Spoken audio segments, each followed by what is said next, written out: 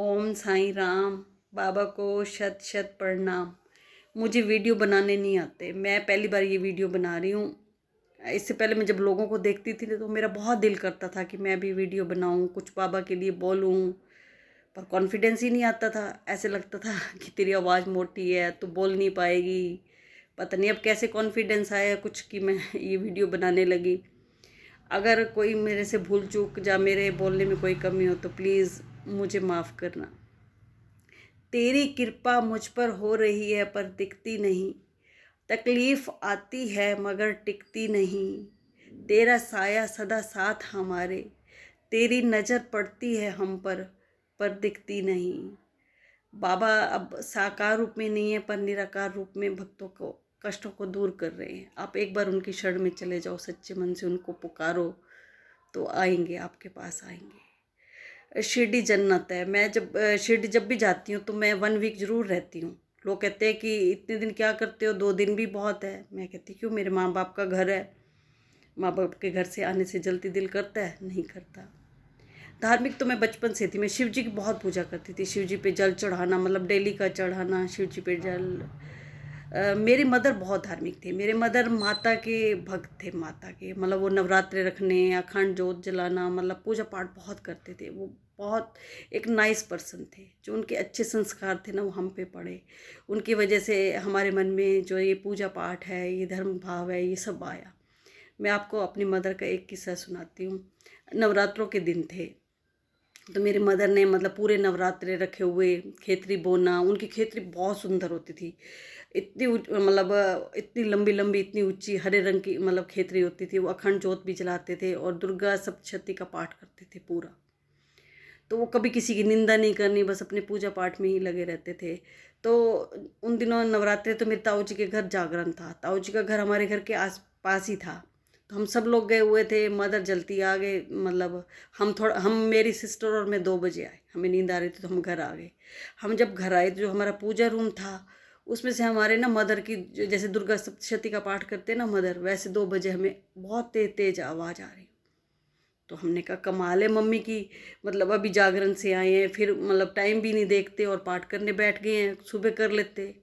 तो हम जाके सो गए। हमने सुबह मदर से बात की, मम्मी आपको नींद नहीं आ रही थी, आप 2 बजे जाके बैठ गए पाठ करने, तो कम से कम आप 5 बजे कर लेते, अपनी नींद तो पूरी कर लेते। मेरी मदर हैरान, कहते मैं तो नहीं गई, मैं तो थकी हुई थी, मैं तो आके सो गई, मैं तो 5 बजे उठी हूँ। हम हैरान कि कौन आया, ये माता रानी आई पाठ करने, दुर्गा माता आई।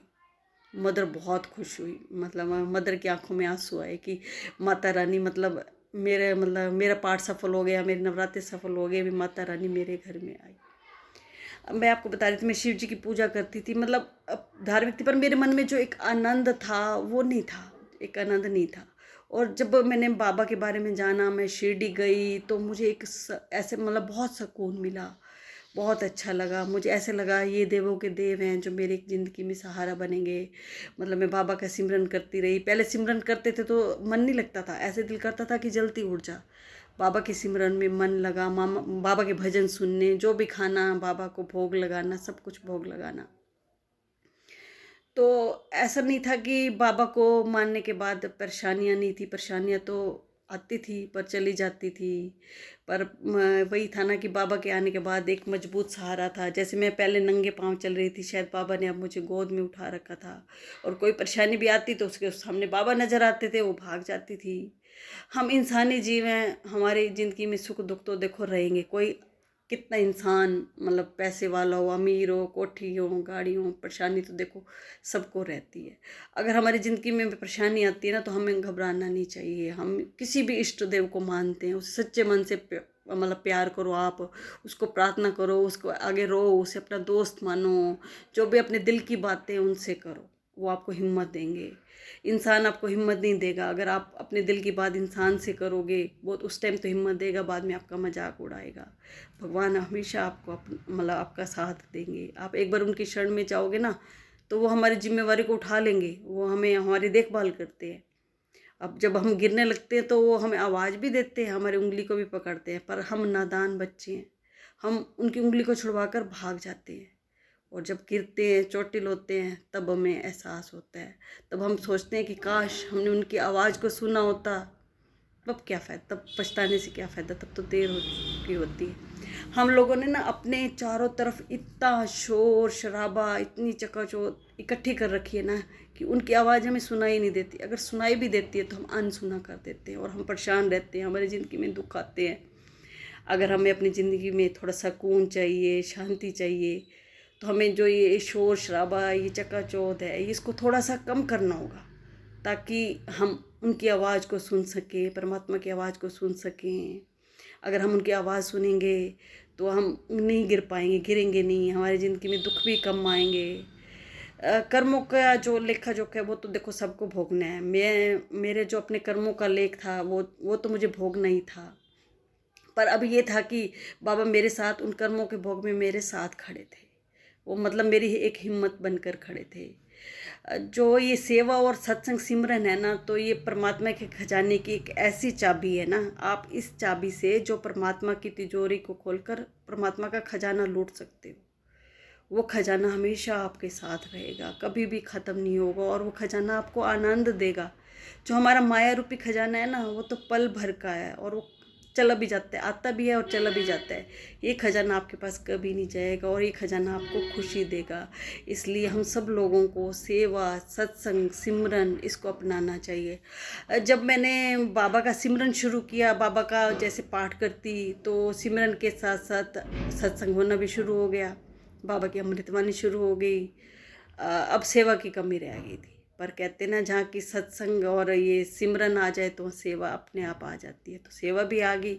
जो हमारा ये पाठ था इसका बहुत प्रचार हो रहा था आसपास, अमृतवाणी मतलब लोगों के घरों में होने लगी, भीड़ बढ़ने लगी, लोग चढ़ावा चढ़ाने लगे, चढ़ावा भी बहुत इकट्ठा होने लगे, हमारे पास बहुत पैसा हो गया।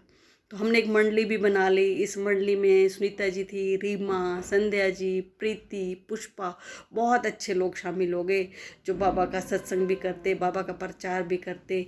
मैं इन लोगों की तहे दिल से शुक्रगुजार हूँ कि इन लोगों ने मतलब बाबा के प्रचार करने में मेरा सहयोग किया। हमारे पास जो पैसा इकट्ठा हुआ तो हम सेवा करने लगे। सबसे पहले सेवा का भाव ये आया कि जो बच्चे गरीब हैं, मतलब इंटेलिजेंट हैं, उनके पेरेंट्स फ़ीस नहीं भर सकते, तो हम लोगों ने उनकी फ़ीस भरनी शुरू की। हमने उनकी फ़ीस का जिम्मा उठाया। ऐसे हमने मतलब 5-6 बच्चों की फ़ीस भरी, और उसके बाद हमने गरीब लड़कियों की शादी में कन्यादान देना शुरू किया। काफ़ी लोग मतलब उनको जो ज़रूरत होती थी हम वो देते। हमने गवर्नमेंट स्कूलों में वाटर कूलर को भी लगवाया, और अमावस जब आती तो हम सब लोग ना मिलकर एक भंडारा बनाते, उस भंडारे की पैकिंग करके झुग्गी झोपड़ियों में दे के आते। और हमने फिर वृद्धाश्रम में 1 महीने का सत्संग शुरू किया। जब हम वहाँ सत्संग करने जाते तो वो लोग हमारे साथ नाचते गाते, काफ़ी अच्छे बुजुर्ग थे जो बहुत अच्छा गाते थे, वो बहुत खुश होते थे। जब हम उनके चेहरे पे खुशी देखते ना तो हमें भी बहुत खुशी मिलती थी, बहुत ज़्यादा खुशी। तो मैं भी आप लोगों से कहती हूँ कि आपके शहर में जो भी वृद्धाश्रम हैं, आपको जाना चाहिए वहाँ पे। आप चाहे दान ना दो, पर उनके साथ थोड़ा टाइम बिता के आओ। आपके टाइम से आपको भी खुशी मिलेगी, उनको भी खुशी मिलेगी। वो बेचारे बहुत दुखी हैं जिन्होंने सारी उम्र अपने बच्चों को दी और बुढ़ापे में बच्चे उनको वृद्धाश्रम छोड़ के आए, सच में बहुत दुखी हैं वो।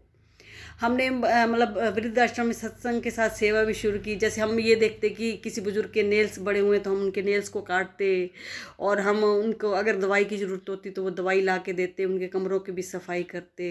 हम मतलब बाबा की दया से ये सब नेक काम शुरू हो गए, और इन कामों से हमें मतलब बहुत खुशी, मैं कहती हूँ वो ऐसी खुशी जो आपको धन दौलत भी नहीं दे सकती थी। हमारा एक पछाई परिवार बन गया जो हर एक दूसरे की मदद करने के लिए हमेशा साथ खड़ा होता, मतलब बहुत अच्छा परिवार। बाबा आपका बहुत बहुत शुक्रिया, बहुत बहुत शुक्रिया। बस आज इतना ही। ओम साईं राम।